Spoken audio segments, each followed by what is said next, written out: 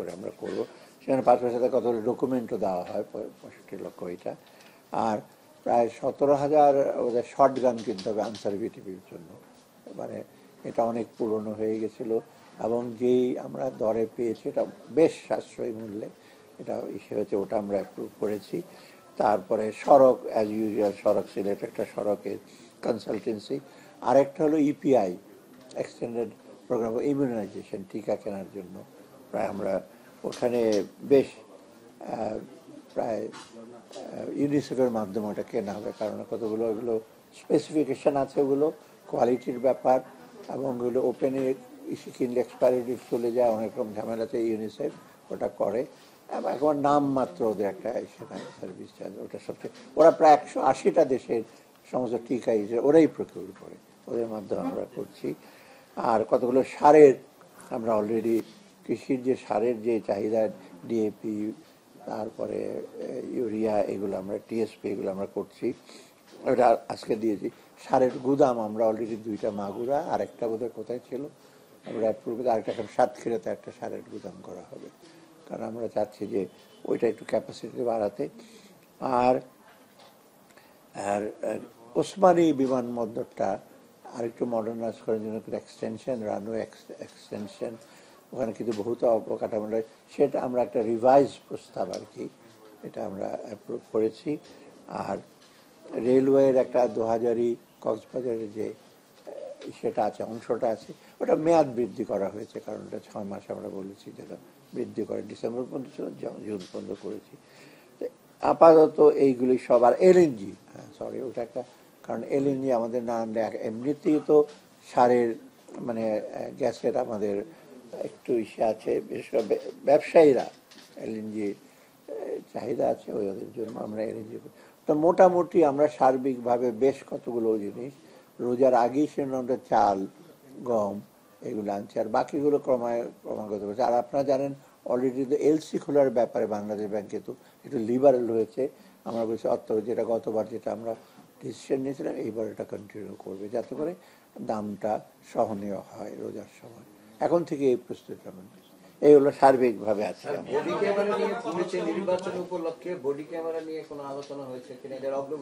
না, body camera নিয়ে ওরা একটু পর্যালোচনা করছে। বডি ক্যামেরা প্রথমত ছিল অনেকগুলো করবে, সেটা আমরা বলেছি যে আপনারা পর্যালোচনা করে আসেন, মূল্যটা আসবেন, এবং সবচেয়ে ইম্পর্টেন্ট হলো প্রকিউরমেন্টটা কীভাবে করবেন, একটা স্বচ্ছ প্রক্রিয়া যেন প্রকিউরমেন্টটা হয়, সেটা বডি ক্যামটা আসবে হয়তো। এখন ওরা একটু র্যাশনাল হিসেবে আসবে, বডি ক্যামেরা খুব অ্যাম্বিশাস ওয়েতে বডি ক্যামেরা, যে শুধু সেন্সিটিভ যেসব জায়গা আছে ওইখানে আমরা সাজেস্ট করেছি। ইনফ্যাক্ট স্বরাষ্ট্র মন্ত্রণালয় সাজেস্ট করছে আমরা সব জায়গায় বডি ক্যাম দিয়ে তো কিছু করতে পারবো না, এগুলো মনিটর করার ব্যাপার আছে, ছবি আসবে, এটার অ্যাকশন নিতে হবে। তো অত সেন্সিটিভ যে জিনিসগুলো ওরা ইলেকশন কমিশনের সাথে আলাপ করে ওই তারা এই রিটার্নিং অফিসারকে না না সেটাই রেশনালাইজ করা হচ্ছে।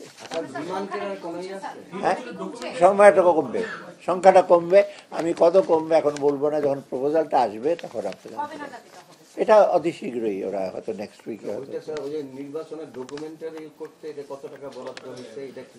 এইটা আমি টাকাটা এখন বলবো না, যেহেতু আমরা একটা বলছি, ওরা টেন্ডার করে আসুক, তারপর এটা এখন আমরা ইন প্রিন্সিপাল এগ্রি করেছি। আমি তো পারচেজ কমিটিতে এটা এসে অ্যাপ্রুভ আসে না। আইএমএফ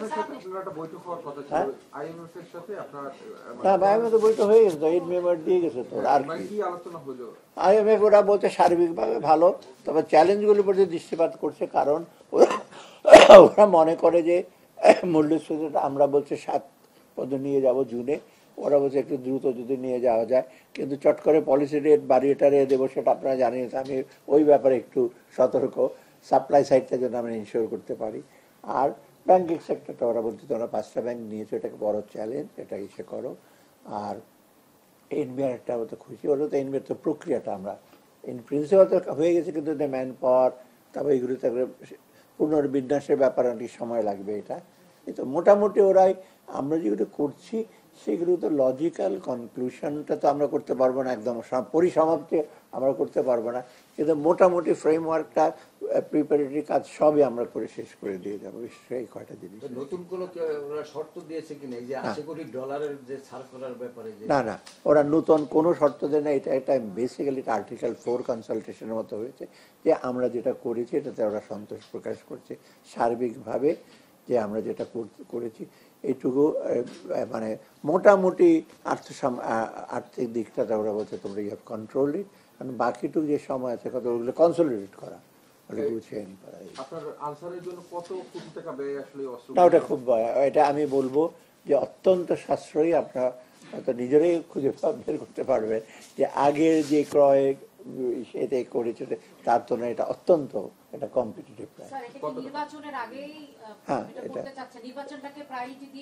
না, এটা আনসারের থেকে নির্বাচনের ব্যাপার না, শর্টগানের ব্যাপারটা তো আনসারে তো শর্টগান নিয়ে মানে এটা আমরা করা হচ্ছে ওদের অনেক দিন যা ওদের দেওয়া হয় নাই ওদের বিষয়ে, যে আর যেই দামে কিনছে এই দামে আগেও এটা এরকম ডিফিকাল্ট ছিল। ওইটা হয়তো আপনার এটা আজকে ইকোনমিক অ্যাফেয়ার্স কমিটিতে আসছে, ইন প্রিন্সিপাল পারচেজ কমিটিতে তখন এগুলো ডিটেল আনবে। ওটা আমরা দেখি কি করা যায় ওদের ব্যাপারে। ইপিআই বেশ, আমার মনে নাই, প্রায় ইপিআই এর বোধহয় ওদের এস্টিমেট প্রায় 1000 কোটি টাকার মতো আমরা ইসে করেছি, ওরা বোধহয় 600 বা 500-600 কোটি টাকার মতো এখন করবে।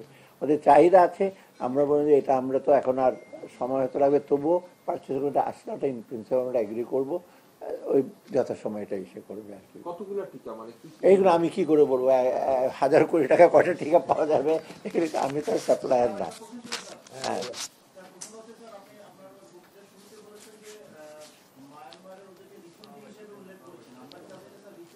না না না না, রিফিউজি না, ওটাদের বলে কি জানি রোহিঙ্গা, আমরা ডিসপ্লেস একটা কি দিয়ে কি একটা ওয়ার্ড আছে কি, হ্যাঁ হ্যাঁ, ফোর্সফুলি ডিসপ্লে, না না ওদের ইসে করবে না, ওরা তো আমরা বলছি যে ওদেরকে যত শীঘ্র আমরা পাঠাবো, কিন্তু সেই সময় যেটা আছে এটা মানবেতর জীবনযাপন করা তো এটা কারো কাম্য না, এবং এটার জন্য আপনার ইসে দিচ্ছে।